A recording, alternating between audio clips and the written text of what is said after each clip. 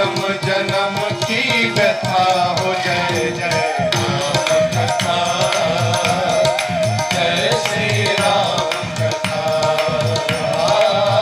जय जय राम कथा, जय श्री राम कथा।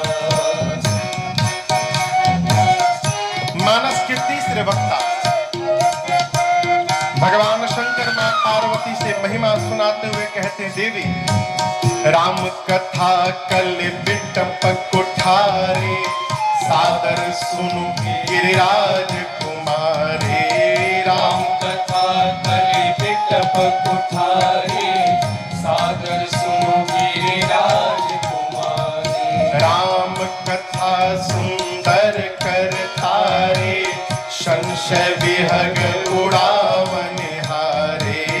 राम कथा सुंदर कर तारे, संशय विहग उड़ावन हारे। तेरा सब संशय भागेगा, तेरा सब संशय भागेगा, मेरा सब संशय भागेगा, मेरा सब संशय भागेगा। मां पार्वती कर यथा जय राम कथा, जय श्री राम कथा, जय जय राम कथा, जय श्री राम कथा।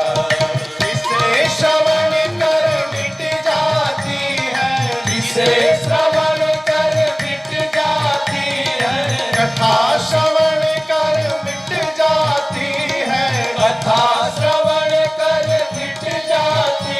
100 जन्म जन्म की व्यथा हो। जय जय राम कथा, जय श्री राम कथा, जय जय राम कथा, जय श्री राम कथा, जय जय राम कथा, जय श्री राम। जय जय राम कथा, यही है राम कथा। कथा की क्या महिमा है। कथा सबसे पहला जो कार्य करती है, जीवन की व्यथा को समाप्त करती है। कथा को यदि उल्टा कर दिया जाए तो क्या बनेगा? क था क। क्या बनेगा? थाक। थाक यानी थकान। कथा की शरण में रहिएगा तो ये कथा ही आपके जीवन के थकान को समाप्त करती रहेगी। ये कथा की महिमा है। यहां एक बात मैं स्पष्ट कर दूं आपको, जीवन में धन कमाने से व्यथा समाप्त नहीं हो सकती। यदि रुपए से व्यथा समाप्त हो जाती तो कोई भी धनवान व्यक्ति परेशान न रहता। अर्थ प्रधान युग है जहां हम और आप जी रहे हैं। अर्थ की आवश्यकता है, समय समय पर है, उसको नकारा नहीं जा सकता। लेकिन जीवन में अर्थ की अधिकता ही अनर्थ प्रारंभ करा देती है और जीवन में व्यथा बन जाती है। कथा ही एक साधन है जो जीवन की व्यथा से आपको मुक्ति दिला सकता है। दूसरा कोई उपाय नहीं है। ये कथा की सबसे बड़ी महिमा है। एक लड़का, भैया एक लड़का पढ़ के आया MBA।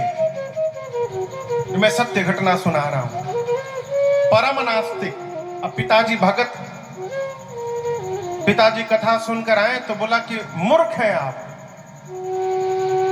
कितने दिन से सुन रहे हैं? बोले बेटा हो गया, आज ही बरथा, 9 दिन से सुना। कितना घंटा? 4 घंटा।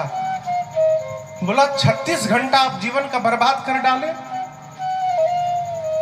36 घंटा कोई काम किए होते तो कितना लाभ हुआ होता। अब बेटे के इस तर्क को पिता कुछ बोल नहीं पाया। तुरंत गया जो महाराज कथा सुना रहे थे उनके पास, रोने लगा पिता। कहिए मैं क्या कहूं? महाराज ने कहा बेटे को बुला के लाइए किसी तरह। पिताजी गए, उसको पकड़ के लेके गए। उसने कहा ये बताइए महाराज, आप 9 दिन 4-4 घंटे न चौक 36 घंटे आप 10,000 लोगों को बिठा के रखे रहे। यदि 10,000 लोग 36 घंटे काम किए होते तो देश कितना विकास किया होता।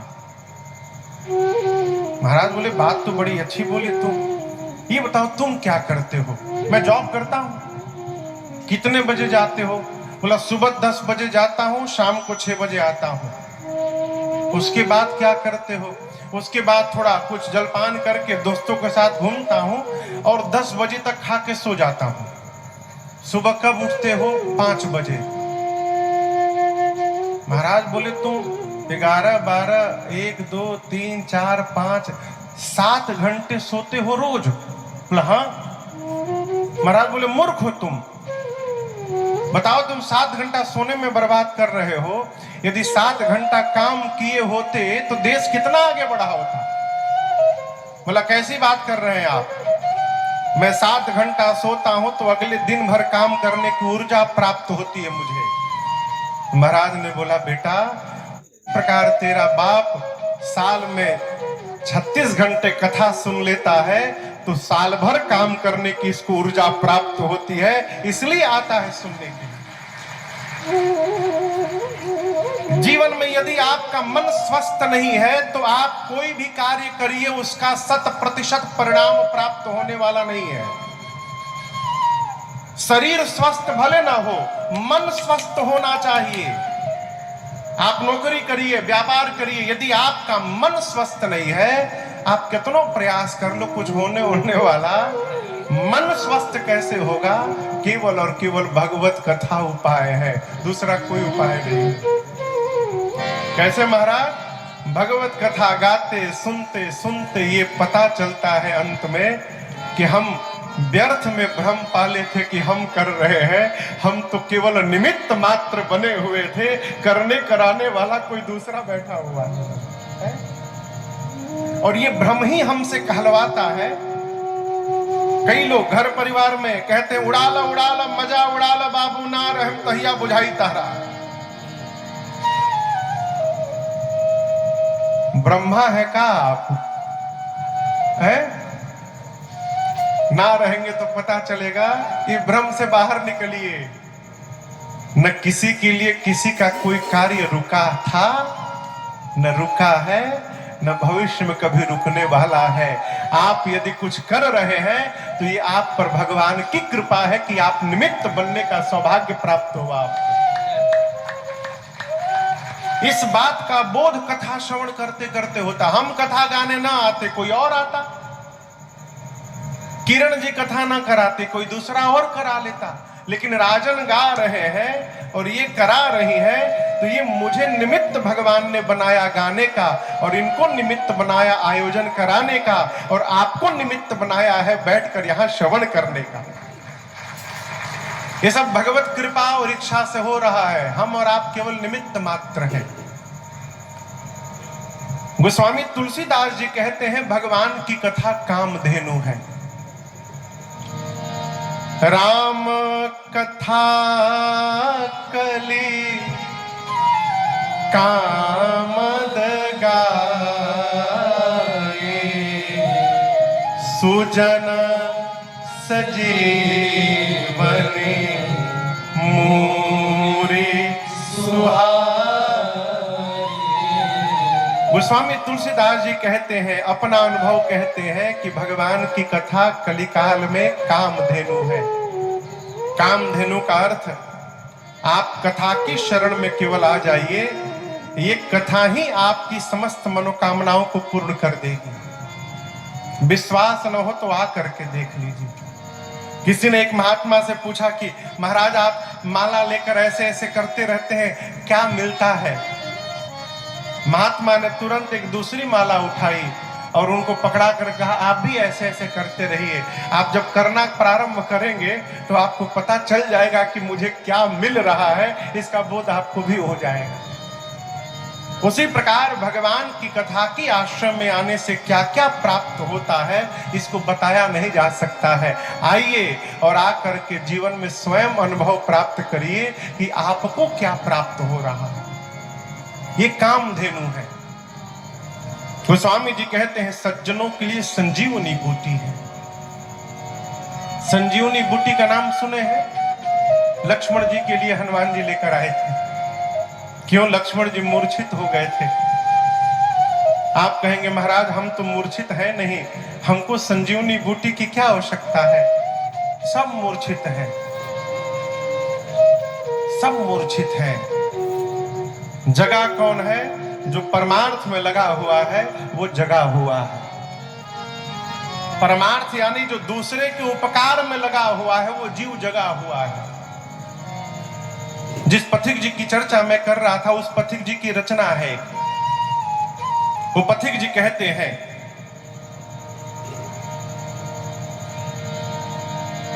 कौन सी पंक्ति है? यूं भरने को, एक वक्त शब्द सुनिएगा आप।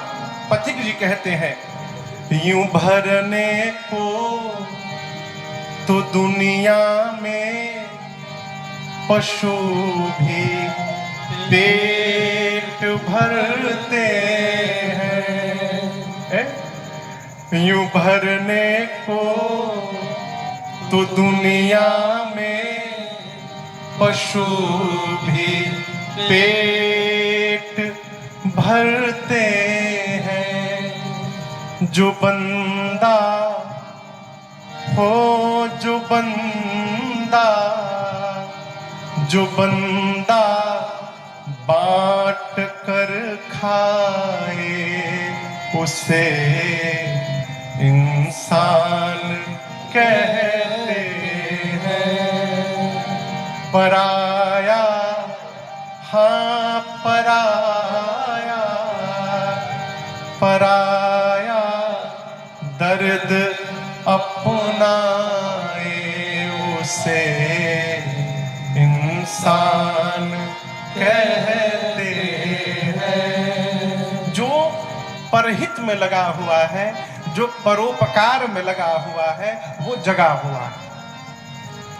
नहीं तो इसके अलावा सब मूर्छित हैं, सब मूर्छित हैं। रुपया कमा रहे हैं, जमा कर रहे हैं। भगवान धन पेट भरने के लिए दिए हैं, पेटी भरने के लिए नहीं दिए हैं। और बुरा न मानिएगा, जब बहुत जमा हो जाएगा तो घरवा वाले भगवान से प्रार्थना करेंगे रोज, प्रभु जल्दी इनके उठाओ। कहें न खर्चा कर रहे हैं न करने दे रहे हैं, कुंडली मार के बैठे हैं रुपया पर। इसलिए यदि भगवान दे रहे हैं तो उसको सत्कर्म में लगाते जाइए, परमार्थ में लगाते जाइए, उपकार करते जाइए। किरण जी को क्या पड़ा है मंदिरों का जीर्णोद्धार कराने का? कहिए, इनको क्या पड़ी है कि सबको नौकरी दिलवाते फिर रही है, वृक्षारोपण करा रही है। एक बार हम काशी में मिले, अभी पिछले वर्ष ही काशी की कथा में एक बार भोजन पर मिलना हुआ। तो जब अपना प्रोजेक्ट बताना प्रारंभ की तो मैं तो घंटों चुपचाप सुनता रहा। मन में भाव आया, हम लोग संत का चोला पहने हुए हैं और ये लोग संत का स्वभाव लेके चल रहे हैं। ये मूल अंतर है। भगवान यदि कुछ दिए हैं तो उसको समाज के कल्याण में लगाइए, अपने क्षेत्र के विकास में लगाइए, मनुष्य के उत्थान में लगाइए, मानव जाति के उत्थान में लगाइए। ये जागृत अवस्था है। गोस्वामी तुलसीदास जी महिमा गाते हुए कहते हैं, भगवान की कथा संजीवनी बूटी है जो जड़ को भी चैतन्यता प्रदान कर देती है। दूसरे वक्ता श्री याज्ञवल्क्य ऋषि भरद्वाज जी से महिमा गाते हुए कहते हैं, हे भरद्वाज जी, ये भगवान की कथा मोह रूपी महिषासुर का वध करने के लिए साक्षात काली मां के समान है। महामोह महिषेश विशाला राम कथा कालिका महामोह। पूज्यपाद गोस्वामी तुलसीदास जी याज्ञवल्क्य ऋषि के मुख से कहलवाते हैं, भरद्वाज जी से कहते हैं, मुनिवर, मोह जब विशाल रूप धारण कर लेता है तो उसको महामोह कहते हैं। और जब जीवन में मोह बहुत बढ़ जाए तो इस मोह रूपी महिषासुर का वध करने के लिए भगवान की कथा काली मैया के समान है। यहां एक निवेदन करूं मैं आपसे, प्रवचन में आप सुने होंगे कि महात्मा वक्ता कहते हैं काम छोड़िए, क्रोध छोड़िए, मोह छोड़िए, लोभ छोड़िए। सुने है ना? कहिए। जो कही रहे हैं उनका छूट गया है काम है? बिना दक्षिणा लिए कथा नहीं बांच रहे हैं हम, और प्रवचन दे रहे हैं आपको कि लोभ छोड़िए, लोभ छोड़िए, माया छोड़िए। अरे जब हमरे नहीं छूट रहा है, आपका कैसे छूटेगा? धरातल पर उतरिए, धरातल पर। हम आपसे कहें कि क्रोध न करिए। अभी सामने से भाई साहब हमरे गए हैं,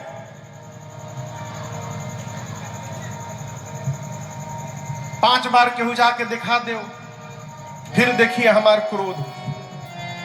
हम आपसे कहें कि क्रोध न करिए, कैसे छूटेगा वो? इस बात को समझिएगा, न क्रोध जाएगा, न मोह जाएगा, न लोभ जाएगा, है?